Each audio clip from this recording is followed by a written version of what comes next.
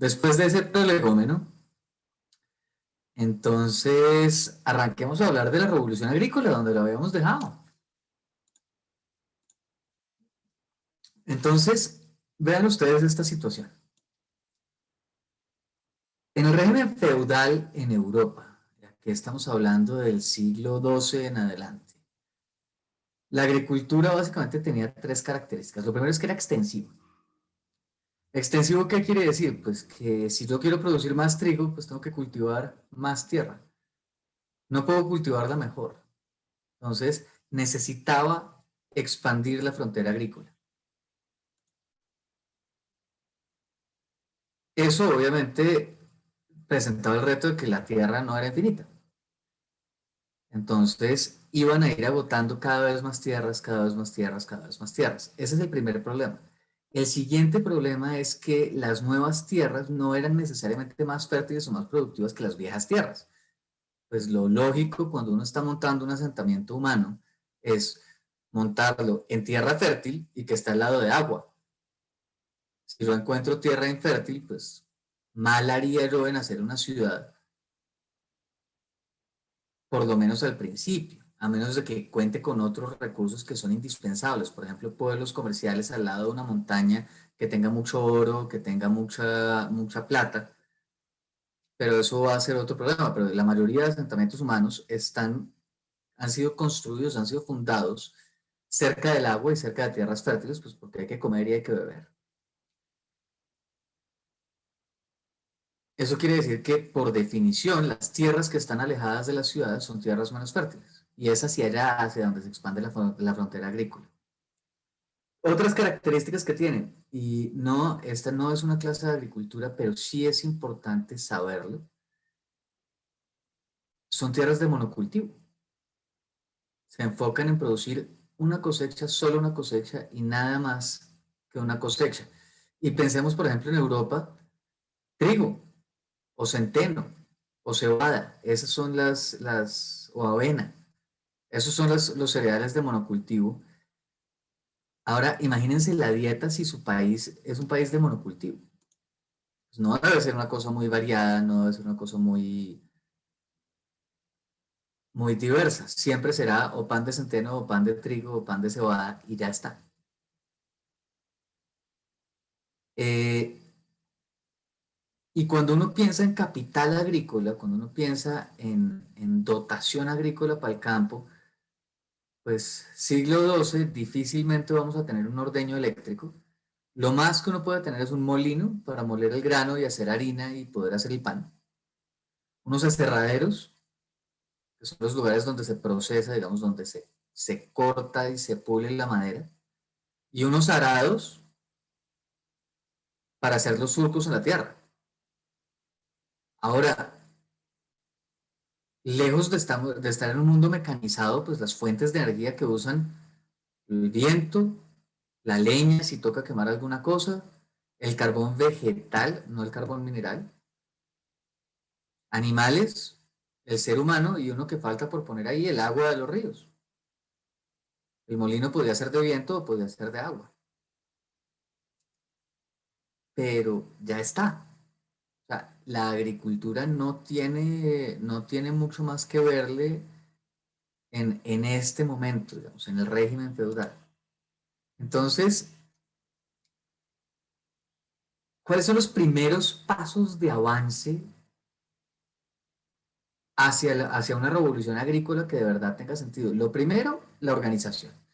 Y entonces, yo me imagino que ustedes ya se han dado cuenta, estando en su segundo semestre de clases, que si se organizan les rinde más el tiempo.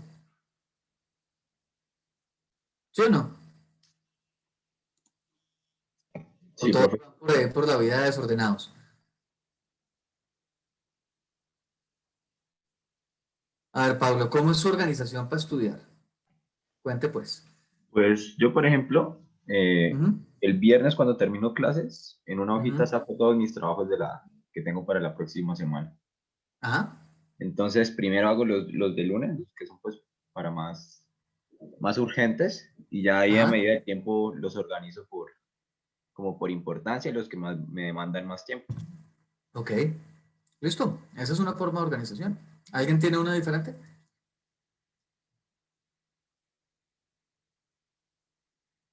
Yo, profe.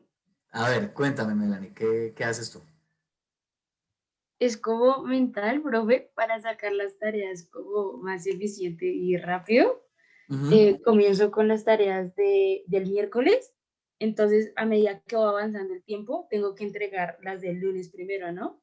ujú. Entonces, eso me da como la capacidad de realizar las tareas como en un tiempo, como, sí, como no perder tanto tiempo y así porque sé que tengo que entregar las tareas del lunes.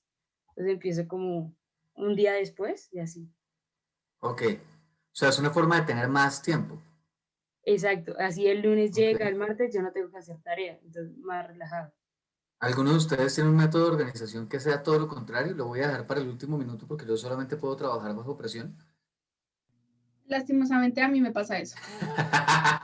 Sabía. Ay, profe, no me diga A eso. mí, A mí, no, a mí a mí también me me pasa, pasa. a mí me pasa que, o sea, yo tengo los trabajos y yo los anoto y me pongo un horario y yo digo de 12 a 1 hago este, de 1 a 2, no me funciona. Entonces, yo sí como que, bueno, estoy el sábado y entre el sábado y el domingo ya el tiempo se me empieza a pasar y yo empiezo a trabajar literalmente bajo presión mucho más rápido y soy realmente eficiente, lo hago rápido, creo que lo hago bien y me funciona a mí así, pero eso de alguna manera me tiene todo el tiempo así como corriendo y parece que el tiempo se me va porque no lo veo, no puedo eh, aprovechar de otras formas. Entonces, no es tan positivo, es horrible. Es una pésima forma de organización de la cual yo también soy víctima. Entonces la entiendo perfectamente bien.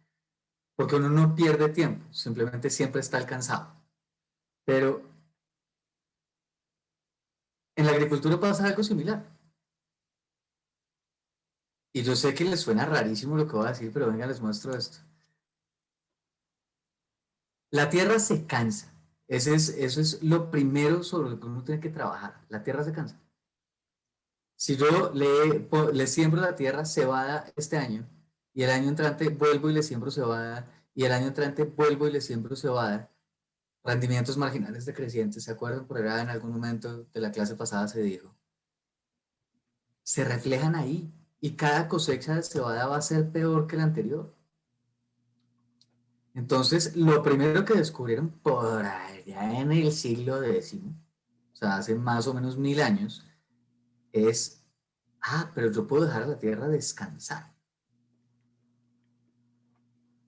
Dejar la tierra descansar quiere decir dejarla en barbecho, quiere decir que yo siembro un año sí, un año no. Y el año que no siembro, le hago un proceso a la tierra para que se recupere. Por ejemplo, la quemo. O sea, echo leña y la majada de los animales, básicamente la mierda de los animales la esparzo por ahí y quemo todo eso. ¿Por qué? Porque el proceso de oxidación libera nutrientes que son esenciales. En agricultura siempre tienen que acordarse de NPK. N de nene, P de papá, K de kilo. Eso es lo importante en agricultura. N de nitrógeno, P de fósforo, K de... ¿A quién le gustaba la química? ¿Eso no es potasio? Acá Potasio. no. Ah, NPK. Esos son los tres nutrientes básicos que tiene que tener la tierra todo el tiempo. Y cuando hablemos de la revolución verde de 1960 y hablemos de los fertilizantes y de los abonos, vamos a hablar del abono NPK. Pero por ahora, ellos lo ponían sin saber, porque no habían hecho un estudio físico-químico, la tabla, la tabla de los elementos todavía no se la habían inventado. O sea, era muy empírico. Se dieron cuenta que si quemaban la tierra, recuperaba más rápido. Y entonces tenían ese esquema de plantar. Un año sí, el otro no. Ese sistema pues no funciona tan bien, porque uso el 50% de la tierra, no uso el 100% de la tierra, porque siempre la mitad de la tierra está descansando.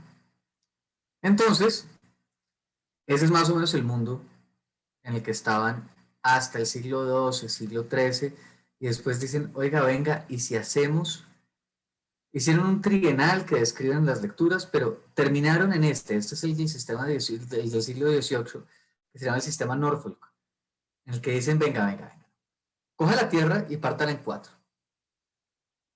Y en la parcela 1 va a sembrar trigo. En la siguiente va a sembrar nabos. En la siguiente va a sembrar cebada y en la siguiente va a sembrar trébol. ¿Por qué esos 4? ¿Qué características tienen esos 4?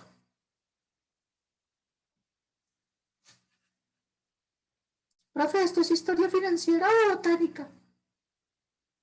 Hay que saber un poquito de todo. ¿Cuál es la diferencia entre esos 4? De hecho, entre 3. El trigo y la cebada tienen una característica que es igual, pero son cereales.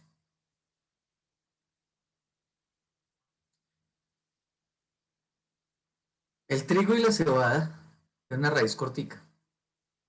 Tenemos una raíz media. El nabo es un tubérculo, crece bajo tierra, más abajo que el trigo y la cebada. Y el trébol tiene una raíz cortica. Entonces crecen a distintos estratos de la tierra. Entonces sacan nutrientes de distintos niveles. Entonces no hay que dejar la tierra descansar. Porque cuando está el nabo sacando nutrientes de abajo, la tierra de más arriba, donde voy a sembrar cebada en el periodo siguiente, está descansando. Además, el nabo, por algún motivo, lo mismo que otros tubérculos, ayuda a la fijación de nitrógeno y ayuda a la fijación de fósforo. Entonces, los nabos, que son un cultivo de invierno, le daban fertilidad a la tierra. Ese sistema Norfolk de rotación aumentaba la productividad, es como si se hubiera duplicado la cantidad de tierra, porque ya no tenía que haber tierra en barbecho. Y eso lo lograron con un simple sistema de organización. Ahora, ¿eso qué permitió? Que hubiera expansión de las ciudades. 2 mapas de Londres. En el mapa de arriba tienen Londres en 1300. En el mapa de abajo tienen Londres en 1600. Fíjense que esta parte de Londres corresponde solamente a este pedacito donde el Támesis es recto. Aquí el Támesis, que es el río que surca Londres, que pasa por Londres. Acuérdense que las ciudades se hacen al lado de ríos porque la gente tiene que tomar agua. Entonces, el Támesis, que está al lado de Londres, no aparece la curva en el mapa, ni esta curva que está aquí, que estoy señalando con el mouse, ni esta curva aparece en el mapa. ¿Por qué? Pues porque Londres era más chiquita. Ahora, como los agricultores eran más productivos, pues liberaban tiempo. Y esa liberada de tiempo, ¿en qué la usaban? En ir a los núcleos urbanos a trabajar. Acuérdense que estamos en un mundo de salarios de subsistencia. Aquí cualquier hora de trabajo adicional de la gente era buenísima porque podían ir a las ciudades a trabajar, a mejorar en algo su ingreso. Estamos en una economía maltusiana. Aquí no hay nada de, uy, entonces tenían tiempo libre, vámonos para cine. No, no. La industria del entretenimiento, o sea, la industria del ocio, es realmente un invento por ahí del siglo XV o XVI, pero que se masifica, yo diría que en el XIX, XVIII, XIX. Antes los que iban a la ópera y los que iban al teatro y los que iban a conciertos, pues no era masificado. Pero bueno, ¿qué es importante? Que cuando estamos en una economía maltusiana estamos en un mundo un poquito oscuro, donde todos estamos pegados a un salario de subsistencia, donde el riesgo de mortalidad es muy alto, y de pronto con este cambio agrícola que hay, empiezan a aparecer excedentes. Y si ustedes se acuerdan de Introducción a la Economía de la definición de un mercado, Pues el mercado es el sitio donde vamos a negociar los excedentes. Entonces empieza a sobrar producción. Me sobró un bulto de papa, me sobró una arroba de cebada, me sobró y puedo ir a intercambiarlo por algo más. Claro,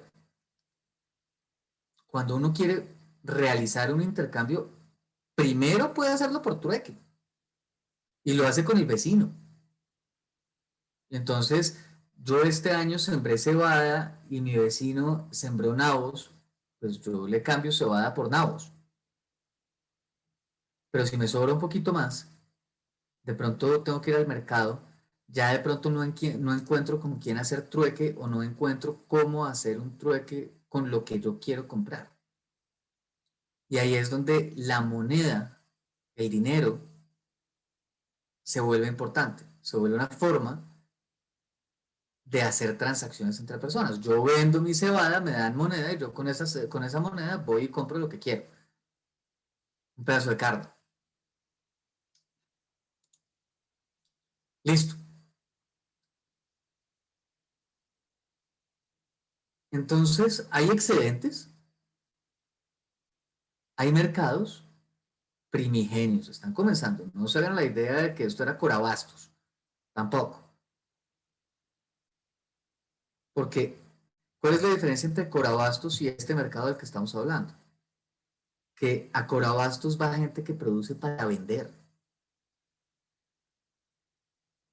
La mayoría de los agricultores de la época en la que estamos hablando no producen para vender, producen para sobrevivir. Acuérdense que estamos en un sistema feudo-vasallático. Eso quiere decir que yo estoy atado, yo como campesino estoy atado a un señor feudal, que tengo que trabajar una parte de mi tiempo en su tierra y una parte de mi tiempo en mi tierra, que a él le tengo que dar unas rentas de mi trabajo en forma de producto y que lo que sobre lo puedo consumir, pero no va a sobrar mucho. Ahora, cualquier eficiencia que yo logre permite que me sobre un poquito, pero eso que me sobra, eso es lo que puedo llevar al mercado a vender. Yo no produzco para vender. Yo solamente vendo el excedente. Bien. Entonces, aparecen a raíz de que hay mercado y a raíz de que empieza a haber una pequeña acumulación de capital y empiezan a haber excedentes, pues los señores feudales y los que tenían esos excedentes podían comprar más cosas. No todo tenía que ser de subsistencia. Acuérdense que hablábamos en la clase pasada que comenzábamos comprando bienes de subsistencia, pero después podíamos comprar bienes de lujo. Después de comprar bienes de lujo podíamos ya comprar bienes importados que venían de China y entonces podíamos comprar porcelana, pero que todo esto, la creación del capital mercantil era un proceso que tomaba tiempo. Estamos en el paso de la mitad, estamos en el punto en el que, oiga, podemos comprar productos que hagan los artesanos, podemos comprar un nuevo cinturón de cuero, podemos comprar una hogaza de pan diferente de la que podemos hacer nosotros, podemos comprar una pieza de carne o podemos comprar unos cuencos de madera o unas vasijas de cerámica, todos productos que hacen los artesanos. El maestro panadero, el maestro alfarero, el maestro talabartero. Y esos artesanos se asociaban en gremios, lo que los ingleses llamaban los guilds, que son básicamente asociaciones de artesanos que lo que hacen es monopolizar la producción. Entonces, todos los alfareros, todos los que trabajaban la cerámica, por ejemplo, estaban reunidos en un mismo gremio. Y si uno quería dedicarse a la cerámica, tenía que ir al gremio y buscar un maestro alfarero que lo cogiera uno bajo su ala y le enseñara. O si no, no podía ser alfarero y se iba a ir en contra del gremio y lo iban a atacar y le iban a romper su cerámica y le iban a mandar a la policía. ¿Por qué? Porque ellos, por estar en el gremio, recibían protección de las autoridades municipales. ¿Para qué? Para garantizar el monopolio. Ya les voy a contar por qué. Pero entonces garantizaban el monopolio, les daban privilegios para conseguir la materia prima y les daban representación en los parlamentos municipales. Eso es una cantidad de poder para ellos. ¿Por qué? ¿Qué ganaban los gremios? Perdón, ¿qué ganaba la sociedad al tener gremios? Lo primero, gente ocupada. Yo prefiero tener a un joven de 12 años entrenándose para alfarero que robando en el mercado.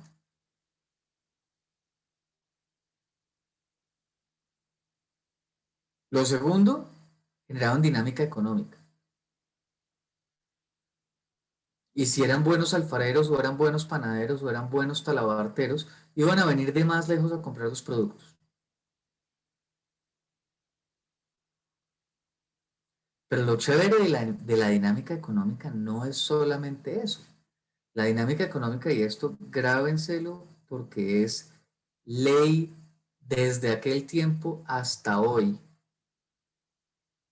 La dinámica económica genera impuestos.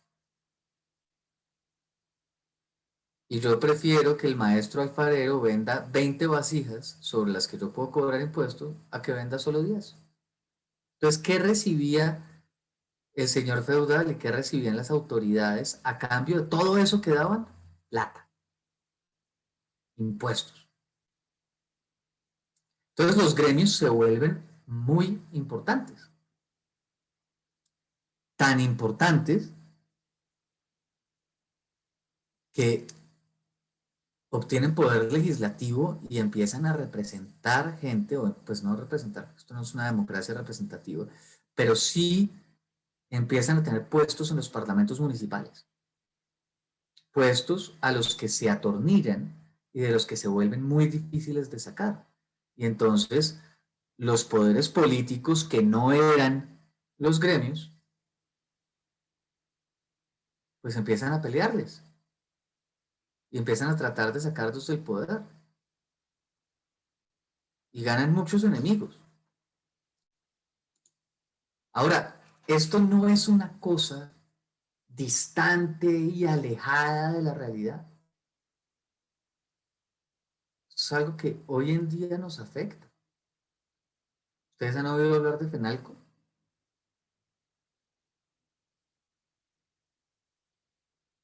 ¿De la ANDI? ¿De la ANIF? ¿De FECODE?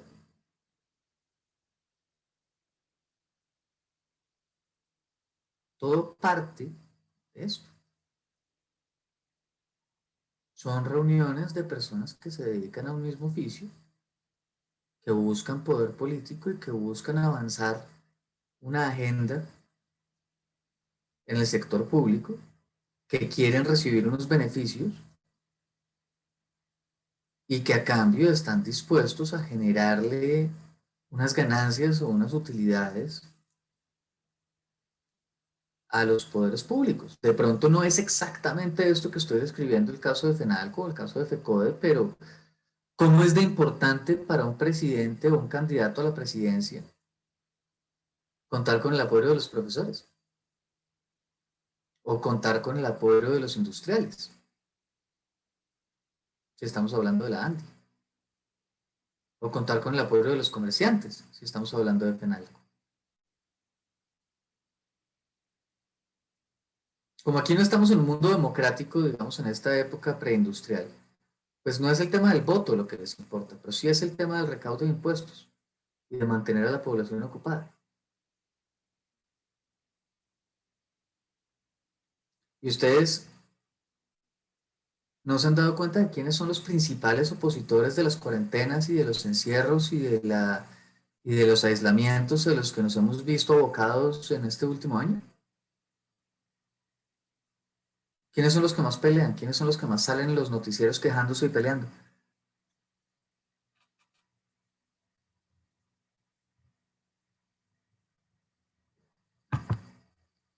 Uy, no ven noticieros.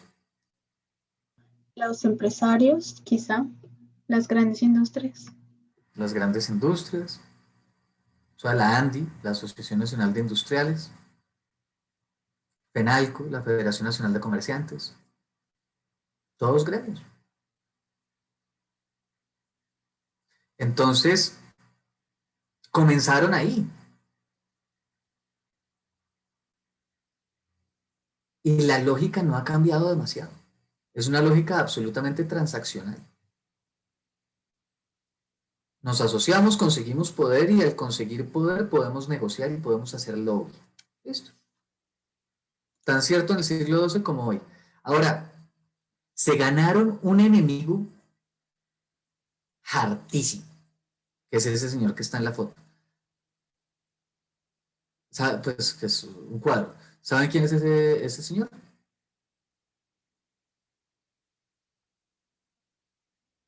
Inglés de la época de la Revolución Americana.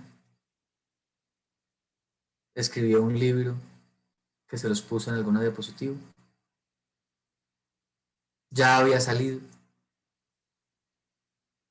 Adam Smith, el padre de la economía moderna, odiaba a los gremios. Y con toda la razón. O sea, era natural para Adam Smith odiar a los gremios. ¿Por qué? Porque no solamente los políticos los criticaban por concentrar poder, este señor es el padre del liberalismo económico. Es el padre del libre mercado. Y de pronto le están diciendo que hay un monopolio. O sea, que hay una gente, características básicas del monopolio. ¿Han oído hablar de eso? En Introducción a la Economía de pronto les hablaron de que era un monopolio.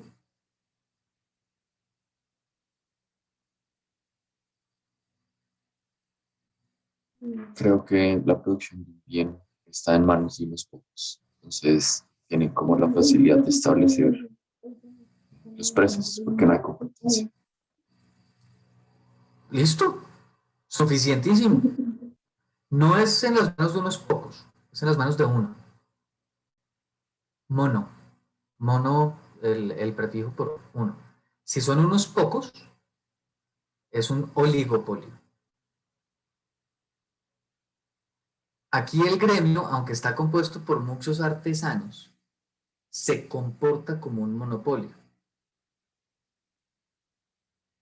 Entre ellos deciden la producción, conforman lo que se llama un cartel. Y entonces entre ellos fijan los precios y actúan como una unidad. Eso es muy importante. En el monopolio estamos hablando de una unidad.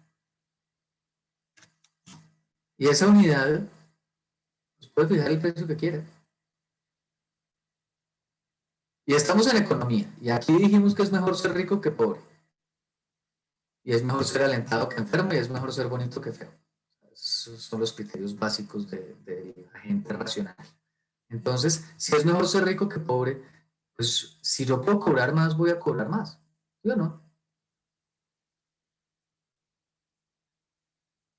Cuando Apple se inventó el iPhone, ¿ustedes creen que Apple les está vendiendo el iPhone, les vendía el iPhone al costo de producción más un margen de utilidad razonable? No, lo vendía a lo que le daba la gana. ¿Por qué?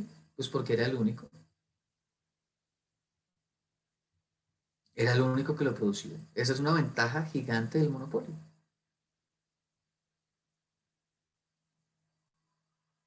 Que mientras yo sea el único proveedor del bien, puedo cobrar lo que quiera. Y aquí no estábamos hablando de bienes de lujo, que estábamos hablando de vasijas. Entonces, lo primero es que encarecen el producto. ¿Cómo? Limitando la competencia. ¿Cuál es la presión a la baja de los precios? Pues que llegue alguien de afuera ofreciendo el producto más barato y entonces a todos nos toca bajar el precio para poder competir, porque el consumidor, que prefiere ser rico que pobre, va a tratar de comprar el producto más barato para poder liberar ingresos para gastar en otras cosas. Entonces, el monopolio limita la competencia y obviamente distorsiona las relaciones de intercambio. Distorsiona la forma en la que hacemos negocios. ¿Por qué? Porque cuando hay libre competencia no hay una entidad o no hay una parte de la sociedad que sea más poderosa que la otra. En un monopolio sí. Las relaciones se vuelven desiguales. Por eso tienen poder político. Porque si no la relación no sería desigual. Ahora, si yo soy el maestro alfarero,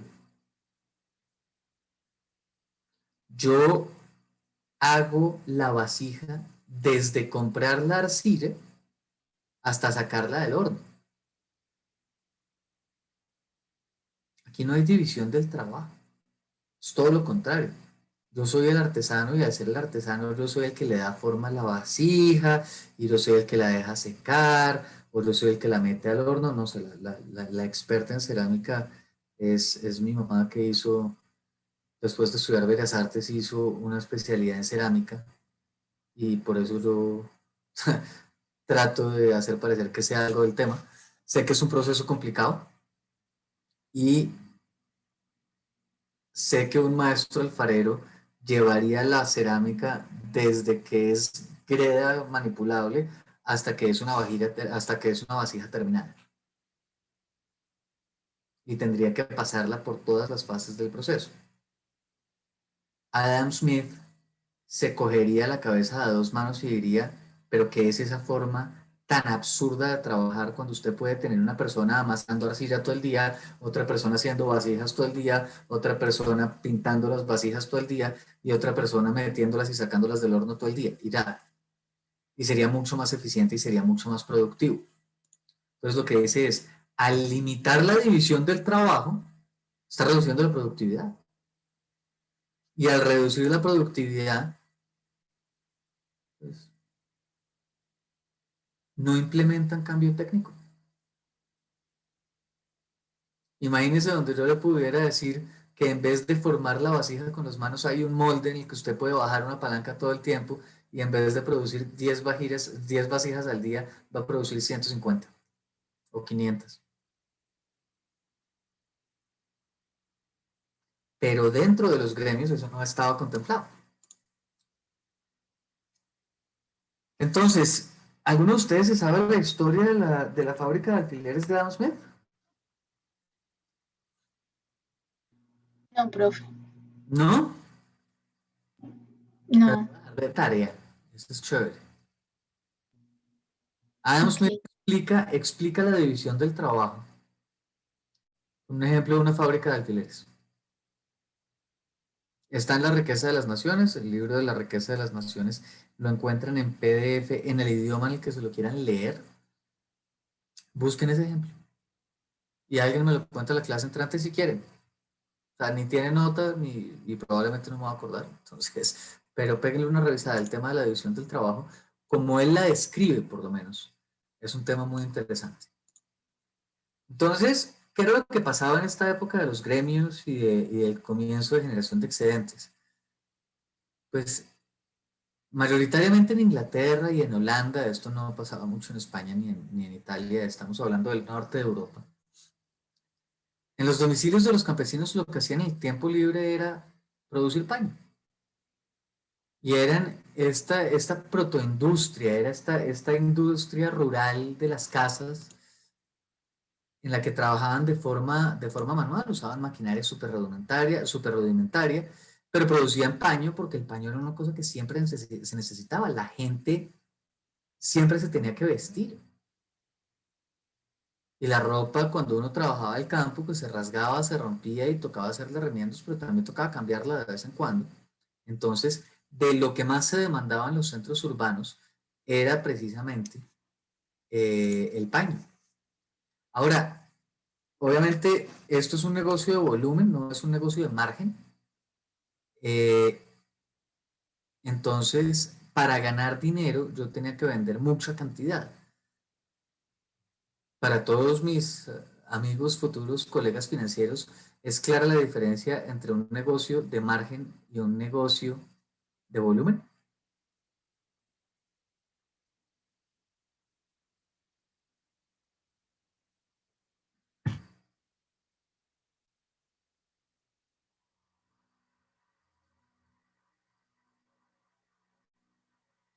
Ay, Dios, se volvieron mudos todos.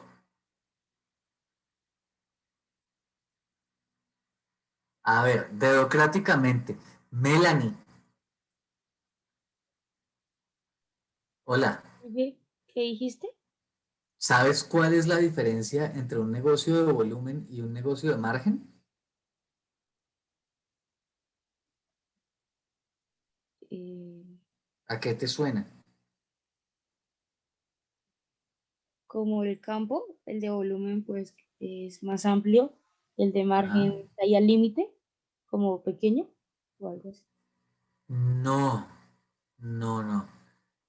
La diferencia entre un negocio de volumen y un negocio de margen es la diferencia entre un señor que produce alpargatas y Salvatore Ferragamo. Los dos producen zapatos. O sea, los dos le cubren los pies a la gente. ¿Qué vale más? ¿Una alpargata o un Salvatore Ferragamo?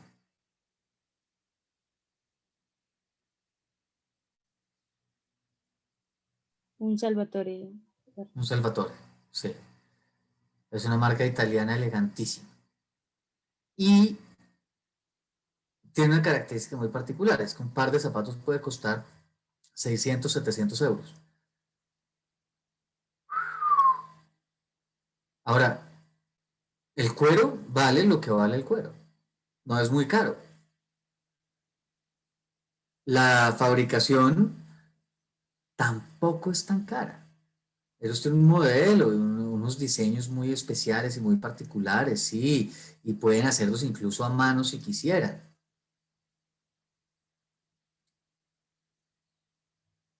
¿Cuánta gente está dispuesta a comprar un zapato de 700 euros? Versus cuánta gente está dispuesta a comprar una alpargata.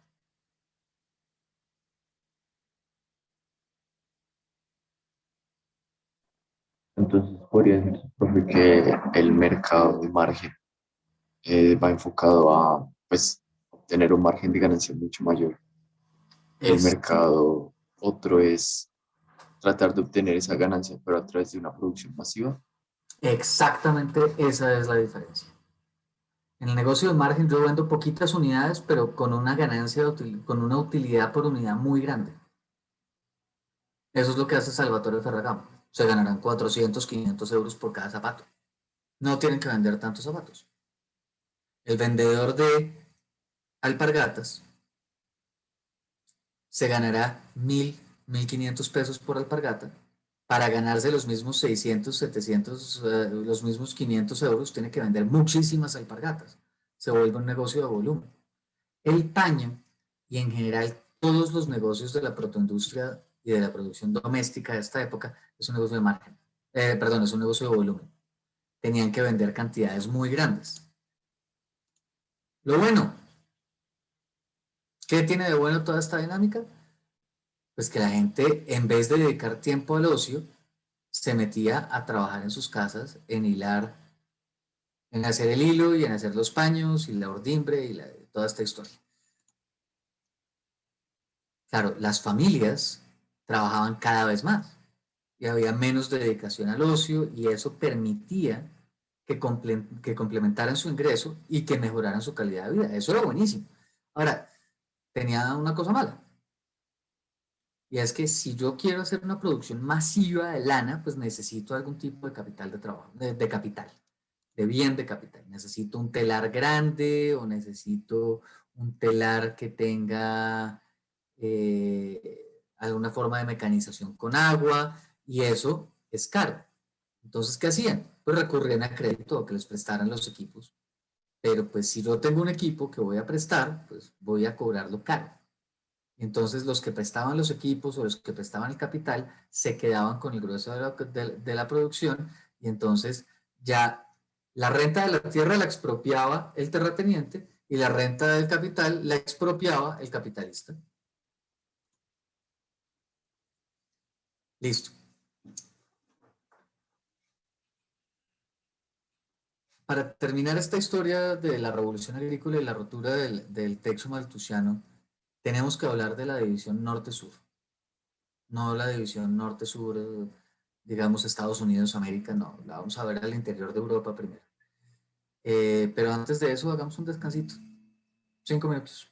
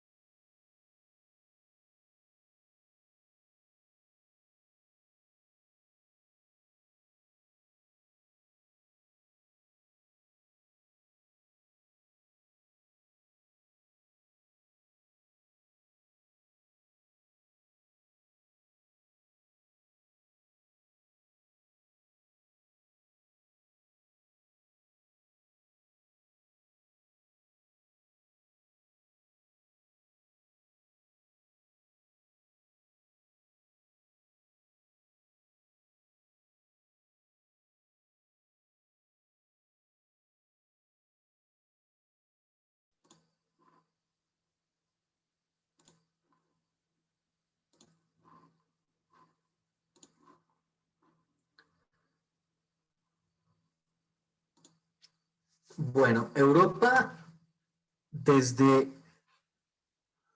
que desde siempre ha tenido una división norte-sur. Hay una división entre los países mediterráneos y los países, digamos, nórdicos, pero incluyendo obviamente parte de Europa continental, como Alemania, Dinamarca, lo que hoy es Austria. Siempre que yo les diga nombres de países como Alemania, Dinamarca, Austria, me estoy refiriendo a los territorios que esos países ocupan actualmente. Esa gráfica que están viendo ahí, de fondo, es una gráfica de las distintas regiones de Europa. Ahí están los países partidos, no solamente sus divisiones nacionales, sino sus divisiones subnacionales, como los departamentos. Y está coloreado por nivel educativo.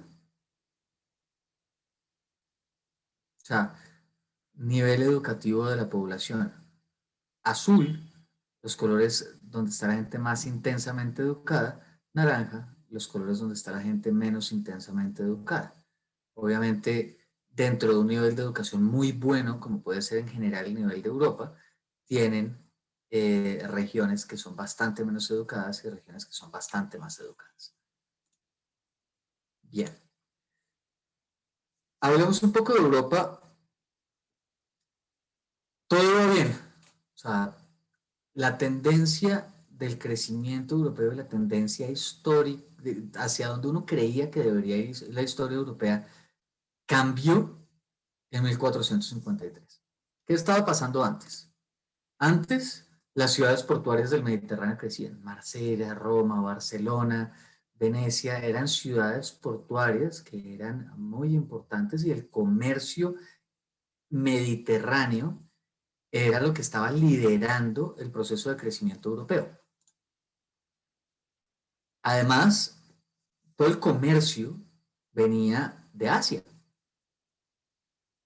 Y entonces estaba la ruta de la seda y las grandes expediciones comerciales de la época. Había peste negra y entonces había una merma sustancial de la población, 1300, comienzos de 1400. Todo bien. O sea, la tendencia histórica era una. ¿Qué pasó? En el año 1453 cae Constantinopla a manos del Imperio Otomano.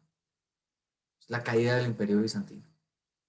Una ruptura dramática de los equilibrios de poder en la región. Y eso, pues el Imperio Otomano empieza a expandirse. Y ese mapa que tienen ahí es la expansión del Imperio Otomano. Por favor, fíjense en lo que está pasando en esta zona.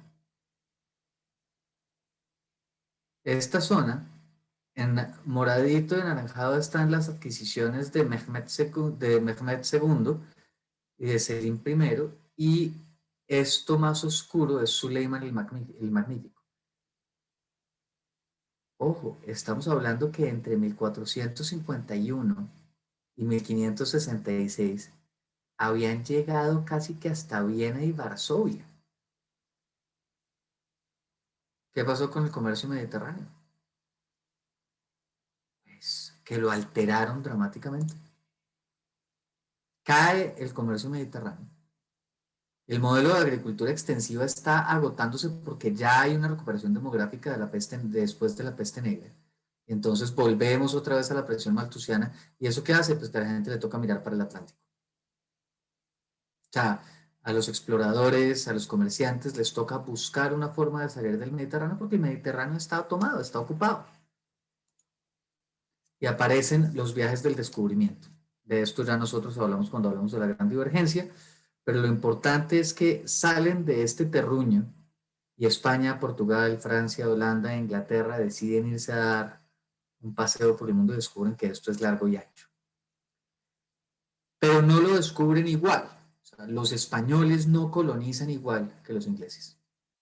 Y esa diferencia va a ser sustancial. ¿Cómo colonizan los españoles? Pues depende, porque es que encontraron oro y plata. Entonces, al encontrar oro y plata, decidieron montar un sistema absolutamente extractivo. se pusieron a pelear los españoles con los portugueses. En el año 1494 tuvieron que firmar el Tratado de Tordesillas, que básicamente traza la línea que dice de aquí hacia el oriente es Brasil y es de los portugueses, y de aquí al occidente es el Imperio Español. Obviamente Brasil no se llamaba Brasil, pero podrán imaginarse por las fronteras que ya conocen por dónde iba el Tratado de Tordesillas. No es la misma frontera de Brasil de hoy. ¿Y cómo funcionaba la lógica comercial en este momento? Pues la corona decía, mire, yo le voy a dar el privilegio del comercio con América a unos mercaderes particulares que me van a pagar impuestos y que me van a traer oro. Y me van a tener que pagar impuestos y por lo tanto montan un sistema extractivo. ¿Qué hacen los ingleses y los holandeses? Y en menor medida los franceses. Pues como llegan a sitios donde no hay oro y no hay tanta plata, pues les toca es mirar a ver de montar puestos comerciales. Ahora, no solamente montan puestos comerciales para comerciar con las poblaciones locales. Yo siempre he pensado que verlo así es un error. Ellos montan puestos comerciales, pero lo que realmente consiguen es una despensa. No es tanto un tema de oro y plata, es un tema de materias primas que les va a tocar explotar y que les va a tocar producir. Hay una hipótesis que dice, pues, digamos, es una hipótesis que dice que la geografía explica esta diferencia. Yo pienso que la geografía aquí juega un papel importante. Lo primero, los españoles llegaron a, digámoslo de alguna forma, a tierra caliente, pero llegaron a tierras muy fértiles. Llegaron a tierras que no tienen estaciones.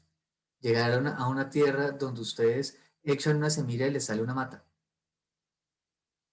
Llegaron a una tierra donde había una cantidad inmensa de mano de obra que ya conocía el terruño, que sabía cómo explotar la tierra y que era mano de obra para las minas.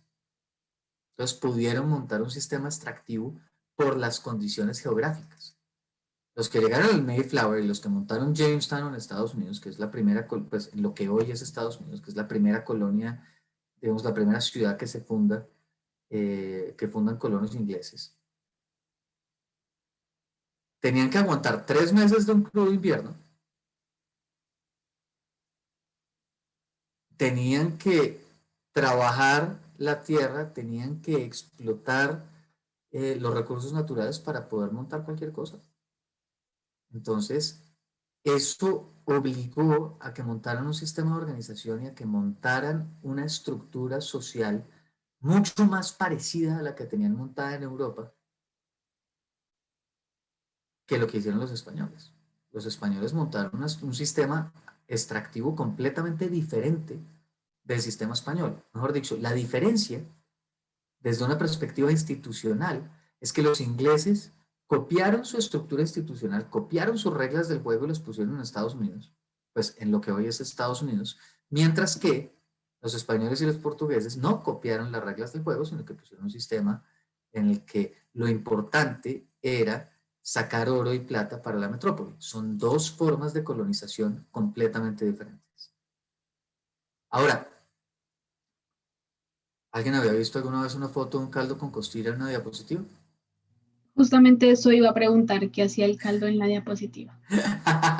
Muy bien.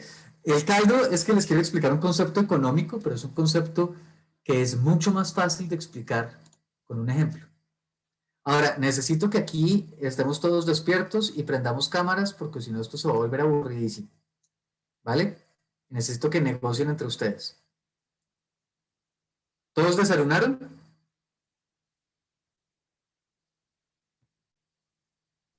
Sí, profe. ¿De verdad? No, yo estoy muerto de hambre. Vamos a jugar con el supuesto de que todos tienen hambre. Le voy a dar 100.000 pesos a cada uno de ustedes. ¿Cuánta gente hay en esta economía? En esta economía estamos, bueno, está Daniela, Pablo, Melanie, Juan y Zaira. Conclusión, en esta economía hay 500.000 pesos. ¿Listo? Cada uno de ustedes tiene 100.000. Problema, en esta economía hay unos huevos rancheros con todo. Hay un caldo con costilla. y hay una hueá de panela para 5 personas.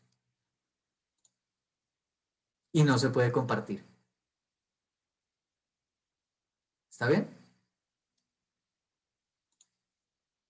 Se pueden prestar plata entre ustedes, eso sí. Entonces, ¿qué necesito? Que procedan. ¿Quién quiere los huevos rancheros? Con todo.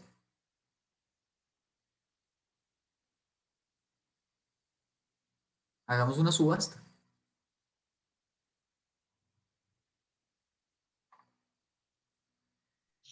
5.000 por los huevos rancheros con todo. ¿Cuánto pagan? 5.000. Ok, ¿alguien da más? Yo doy 7.000. Uy, ¿Mm? bueno, 7.500. Ojo, se descosen, tienen 100.000 cada uno, nos podemos demorar en llegar a algún lado. Pero es que por los huevos rancheros con todo, 7.500. No, No mentira, piensen, 7.500 está bien. no piense en una estructura de costos, no piense en cuánto cuesta, piense que no hay más bienes en la economía y que cuando termine este ejercicio yo me quedo con la plata que sobre.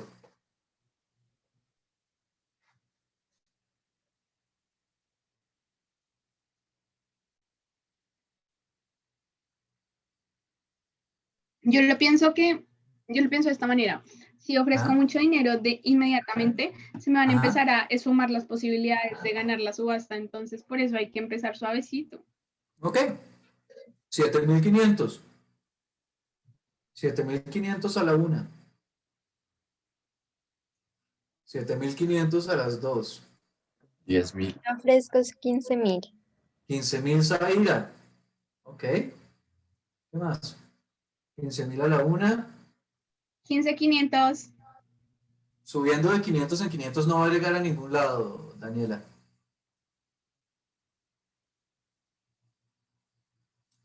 15.500 a la una.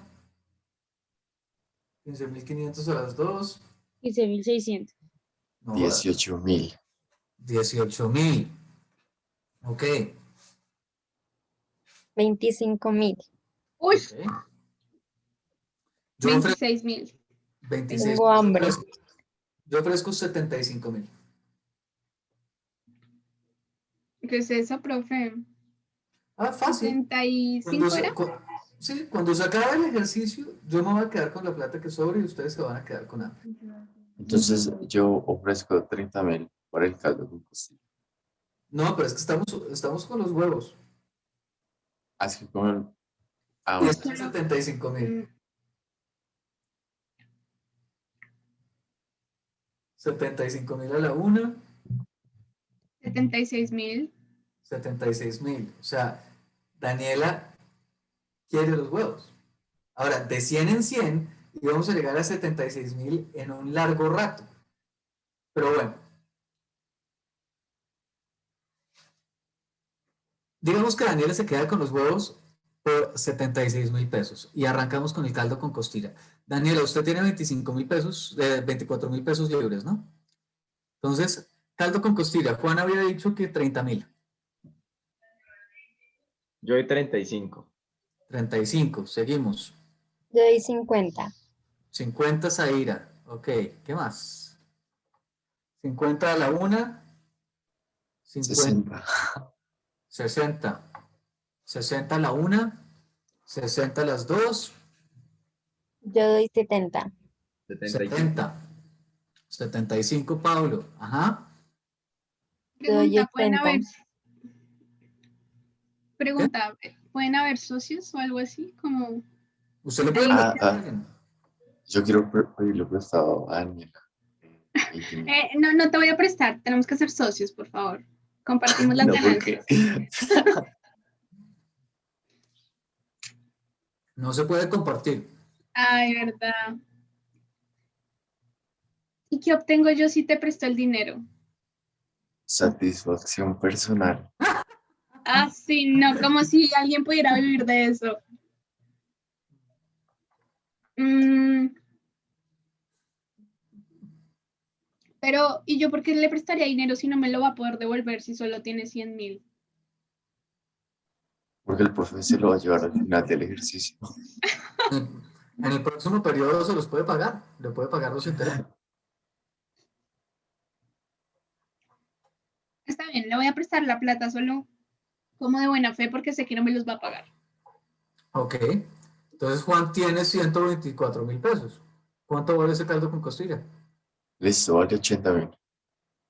Va con 80, listo. 80 a la una, 85. 85. 85 a la una, 90. 90. Ok, 90 a la una, 90 a las dos. 100.000. 100.000, Zaira. Ok, 100.000 a la una. 100.000 a 101.000. 101.000. Listo, perfecto. Y ya se lo queda porque es el único que tiene más de 100.000 pesos. Entonces se queda con el caldo con costilla. Y hacemos la huepanela y listo. Pero, imagínense que ahora vamos a volver a hacer el ejercicio tal como lo acabamos de hacer. Pero, digamos que los precios que fijamos aquí es, los huevos quedaron a 75.000 pesos o a 76.000 pesos, la huepanela quedó a 101.000 y, perdón, el caldo con costilla quedó a 101.000 y la huepanela debió quedar a 150.000 o 100, el dinero que restaba en la economía. ¿Listo? Imagínense que en vez de eso le doy 200.000 pesos más a cada uno. ¿Cómo quedan los precios? Se elevan, ¿no? Sí, se elevan. Y entonces vamos a tener que los huevos rancheros ya no van a valer 75, sino van a valer 250, que el caldo con costillas ya no va a valer 101, sino 310, y que el agua de panela no va a costar lo que sobra en la economía de 150.000, sino 450. Eso, mis queridos amigos, se llama inflación. Estamos en una economía en la que los precios se fijan por subasta. Eso es lo que pasa en el mercado, todo el tiempo. ¿Quién se queda con el producto? El que más dinero está dispuesto a pagar por él. Y si yo aumento la cantidad de dinero en la economía sin aumentar la producción, lo único que puede pasar es que aumenten los precios. Imagínense los pobres desgraciados españoles que no aumentan la producción, o los portugueses que no aumentan la producción y de pronto se encuentran las minas de oro y de plata en América Latina. ¿Qué es lo que tienen? Pues un choque inflacionario absolutamente espectacular. Se les disparan los precios y eso es lo que se llama la revolución de los precios del siglo XVI. Mejor dicho, se les puso el caldo con costilla a 350.000 pesos. Bien, que eso para la época realmente es, lo que estamos diciendo es que la tasa media de inflación durante el siglo XVI y XVII en España y en Italia fue más o menos del 2% anual. Eso es muchísimo para una economía cuya producción no crece. Entonces, en la revolución de los precios, ¿cuál es el problema? Que ustedes aumentaron de forma sustancial la oferta de moneda en Europa. Había más plata, había más oro circulante. Eso hace que la oferta de bienes que no aumenta en la misma proporción porque la agricultura expansiva está agotada. Entonces, eso se traduce necesariamente en que los precios tienen que subir. Ahora, la revolución de los precios afectó más un sistema de colonización que el otro. Le pegó más duro a los españoles, a los portugueses. ¿Por qué? Porque ellos llevaban el oro y lo dejaban adentro de España y Portugal. ¿Qué hacían los ingleses y los holandeses? Como el esquema de ellos era comercial, el dinero nunca se quedaba demasiado tiempo dentro de Inglaterra o dentro de Holanda. Ellos sacaban el oro, sacaban la plata, sacaban las materias primeras, las llevaban a Londres o las llevaban a Ámsterdam, las procesaban y lo mandaban para Asia, el oro y la plata. ¿Y qué hacían en Asia con el oro y la plata? La dejaban en China, la dejaban en India y compraban algodón, porcelana, cerámicas, bienes manufacturados Entonces, ¿qué hacían? Sacaban el dinero de sus países, donde podía llegar a generar inflación, no la generaban allá, lo mandaban para Asia y traían mercaderías y montaban unos sistemas de intercambio, unos sistemas de comercio que favorecían el crecimiento sin generar tanta inflación.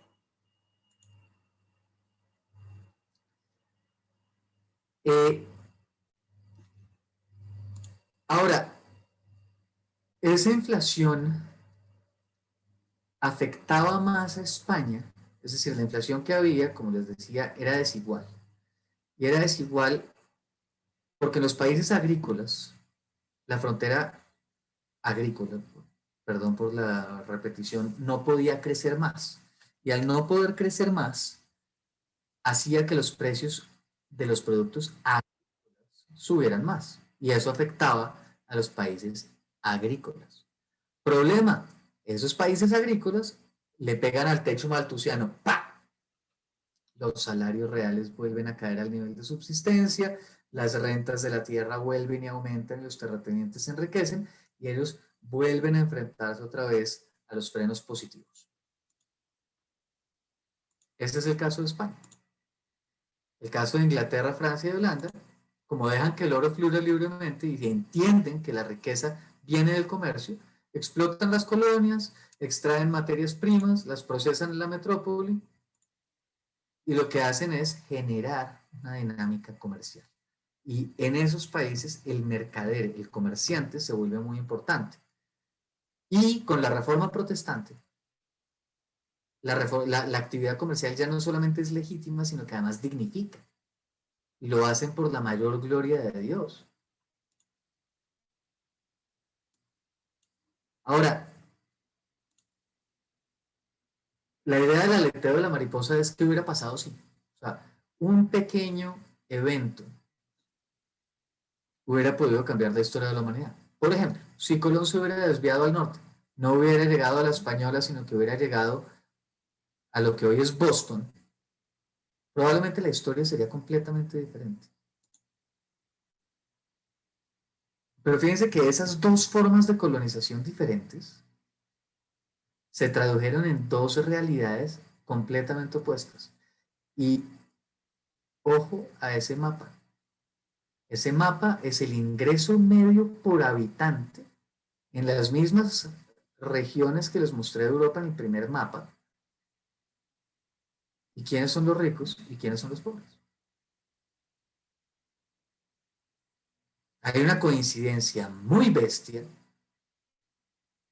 entre los países que colonizaron de forma extractiva, los países que hoy en día son pobres en Europa y los países que se dedicaron al comercio, que se dedicaron a modificar las materias primeras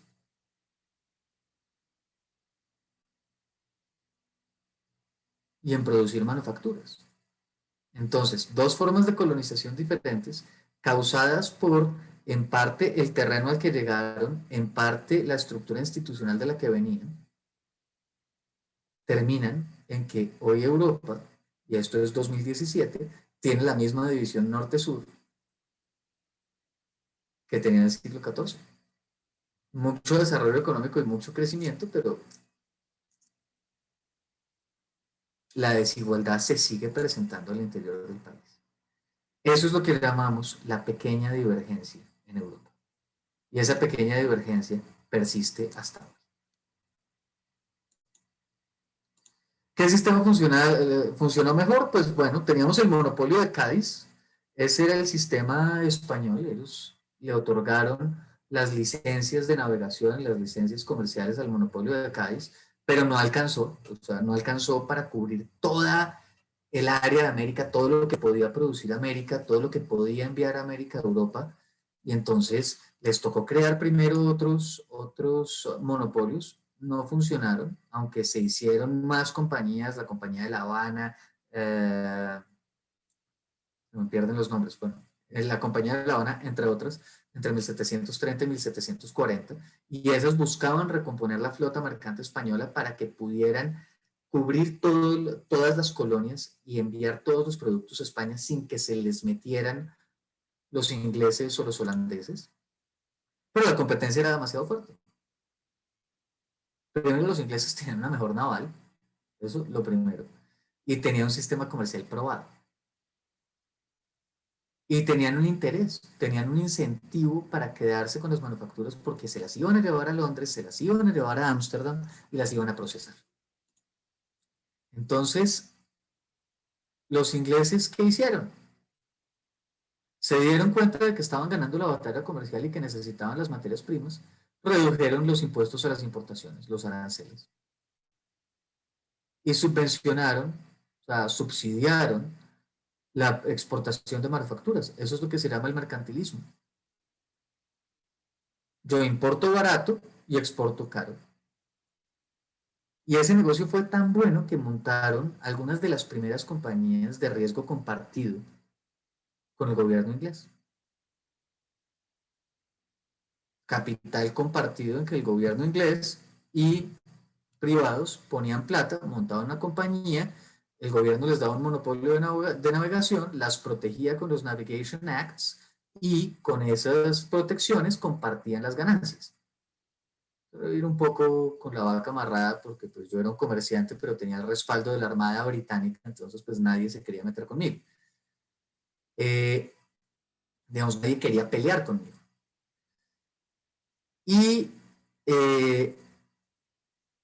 aunque el modelo, yo siempre he hablado del modelo de los ingleses y los holandeses, pues los ingleses y los holandeses no se le llevaban tan bien. O sea, estaba la Compañía Británica de las Indias Orientales, también estaba la Compañía Holandesa, una fundada en 1600, la otra fundada en 1602. Y ojo, porque en esa expansión por rutas comerciales y esto hubo 3 guerras entre 1652 y 1674. Y Gran Bretaña, los ingleses, como ya lo expliqué, construyen en ese esquema comercial un triángulo. Un triángulo que va a ser esencial para que podamos entender cómo se desarrolla la revolución industrial. Y es que las colonias le van a mandar alimentos y materiales de construcción a las Antillas. Las Antillas van a sacar algodón en bruto y caña de azúcar. Esos productos se van a ir a Inglaterra, donde se van a transformar en bienes manufacturados. El valor añadido, todo el valor agregado se va a quedar en Londres y esos bienes manufacturados van a ir a África y van a ir a Asia. Y con lo que les paguen, van a traer productos asiáticos que van a vender en Inglaterra, que van a vender en Europa o que van a vender a sus colonias americanas. Así fue como se volvieron dueños del mundo. Entonces, fíjense que tenemos una reforma agraria que le permite a los países romper el techo malthusiano. Y esa revolución agraria viene no solamente de una nueva forma de producción, sino de descubrimos un territorio 30 veces más grande que nosotros y tenemos acceso casi que ilimitado a materias primas nuevas. Desde 1660, las Provincias Unidas, que es el nombre de aquel tiempo de los Países Bajos, ya estaban mostrando que la población estaba empezando a crecer. Lo mismo le estaba pasando a Reino Unido. Y es que no solamente habían implementado el sistema Norfolk, sino que también se había cambiado la forma de la propiedad de la tierra. Lo primero es que comenzaron a montar desde 1660 los encerramientos. Los encerramientos era coger tierras que antes eran públicas, que eran del municipio, que eran del pueblo, y crearon y las privatizaron. Entonces hay una privatización de tierras, que eso comienza con la creación del Parlamento Británico. También en la lucha contra la iglesia le quitan, en la reforma anglicana, le quitan una cantidad de tierras a la iglesia y las vuelven particulares. Y entonces, como ya hay una cantidad de tierras nuevas, pues aparecen unas nuevas clases sociales. Aparece una nobleza terrateniente, que son los landlords. Hay una baja nobleza, que son comerciantes, que es como la clase media alta, pero tienen un carácter de nobleza, se llaman el gentry, y tienen una ventaja y es que ellos son los que entran a la Cámara Baja del Parlamento desde 1688. O sea, es una clase comerciante, es una clase terrateniente, pero es una clase con poder político. Y eso es súper importante. Porque es la primera vez que la clase media tiene poder político. Ese es el origen de la burguesía. Y tenemos unos campesinos libres, los yeomen, que ganan poder, digamos, con Oliver Cromwell, que es el que les da visibilidad y es el que les da esas pequeñas tierras, estos encerramientos que ustedes ven ahí. ¿Eso qué hace? Que así como se crea un mercado de paño y un mercado de pan y un mercado de artesanías a raíz de las pequeñas acumulaciones de capital que trae la revolución agrícola, también se crea un mercado de la tierra. Ya la tierra no solamente pasa por herencia, ya la tierra no solamente pasa por designación real, sino que la tierra se puede comprar y vender. Y eso permite que el mercado haga lo que mejor sabe hacer. Los que no pueden explotar su tierra porque no la pueden rentabilizar, porque tienen una parcela muy chiquita, porque no tienen la tecnología, la venden. Y entonces los landlords, los de la gentry y los yeomen, lo que van a hacer es acumular mayores extensiones de tierra, desaparece el minifundio feudal y empieza a cimentarse, a crearse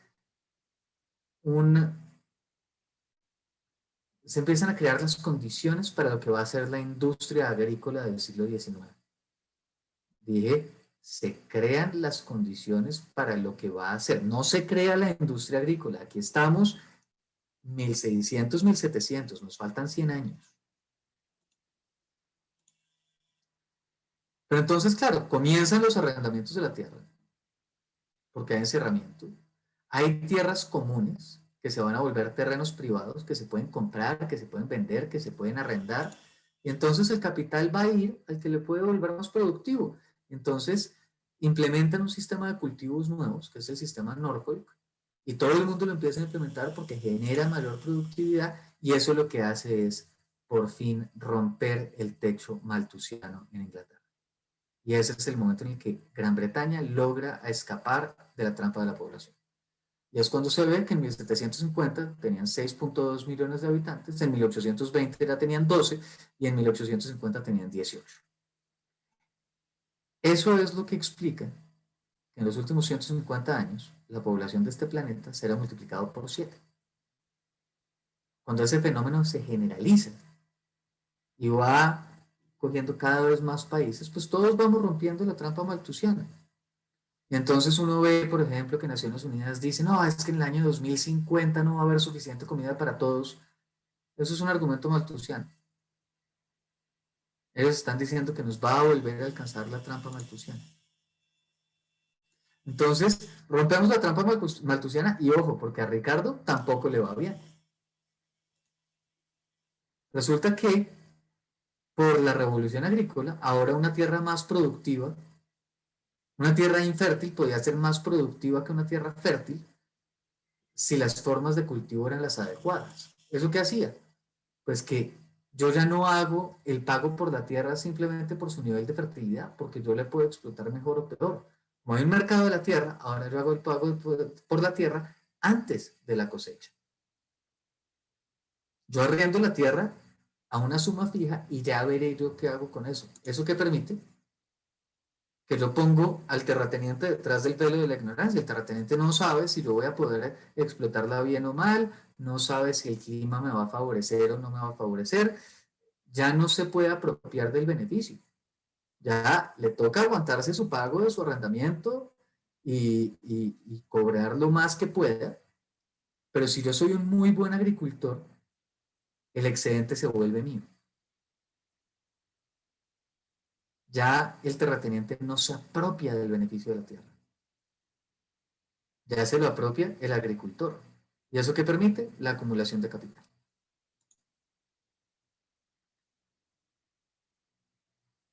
¿Eso qué hace? Que aumentemos la producción, que yo tenga como agricultor un incentivo para ser mucho más productivo, para sacarle más rentabilidad a la tierra y eso va a aumentar la producción.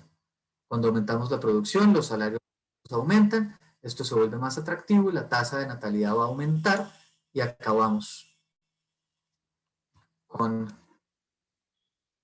la trampa maltusiana y tenemos el cambio demográfico. tan importante que comienza en el siglo XVIII. ¿Vamos bien? Sí, vamos, UAP. Al pelo. Pues entonces, mis queridos amigos, nos vemos en la reposición de, quedamos el lunes, ¿no? Lunes a las 4 de la tarde. Ok, Con profe, el mismo link. perfecto. Espérense, les confirmo porque no estoy absolutamente seguro de eso que les acabo de decir. Sí, señores, lunes 1 de marzo, 4 de la tarde. ¿Bien? Ok, perfecto. ¿Alguna duda, alguna pregunta? No, profe. Es el mismo link de la clase. Sí, sí, sí, siempre, siempre, siempre, siempre. El link de la clase es mi número de celular, entonces ahí entran frescos. Listo, profe. Creo que no hay Ok. dudas. Fantástico, Profe, gracias. que les vaya bien. Entonces,